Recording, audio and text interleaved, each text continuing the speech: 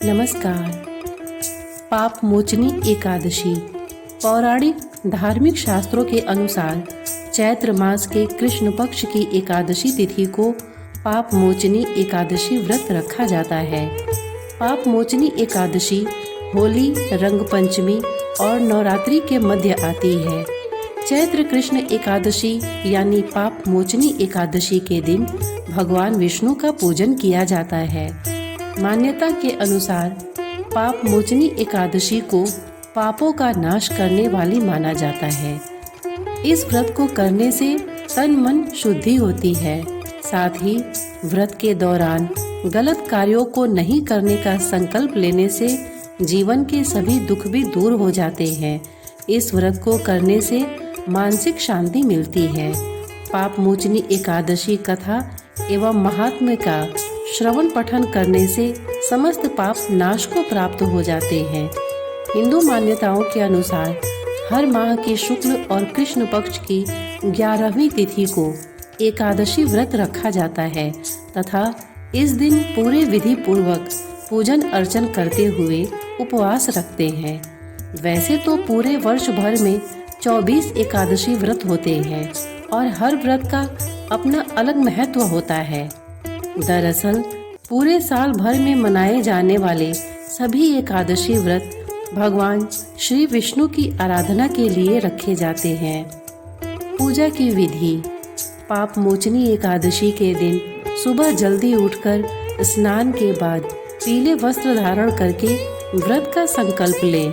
घर के मंदिर में पूजा करने से पहले वेदी बनाकर 7 अनाज उड़द, मूंग, गेहूं, चना, जौ, चावल और बाजरा रखें। वेदी के ऊपर कलश की स्थापना करें और उसमें आम या अशोक के 5 पत्ते लगाएं। अब वेदी पर भगवान श्री विष्णु की मूर्ति या तस्वीर स्थापित करें और भगवान को पीले फूल, ऋतुफल और तुलसी दल समर्पित करें। फिर धूप दीप से विष्णु की आरती उतारें। शाम के समय भगवान विष्णु की आरती उतारने के बाद फलाहार ग्रहण करें। पाप मोचनी एकादशी व्रत के दिन रात्रि में शयन नहीं करना चाहिए, बल्कि भजन कीर्तन करते हुए जागरण करें। अगले दिन ब्राह्मण और गरीब को भोजन कराएं और दान दक्षिणा देकर विदा करें। इसके बाद खुद भी भोजन कर व्रत का पारण करें। पाप मोचनी एकादशी व्रत की कथा। पाप मोचनी एकादशी कथा के अनुसार प्राचीन समय में चित्ररथ नामक एक रमणीक वन था।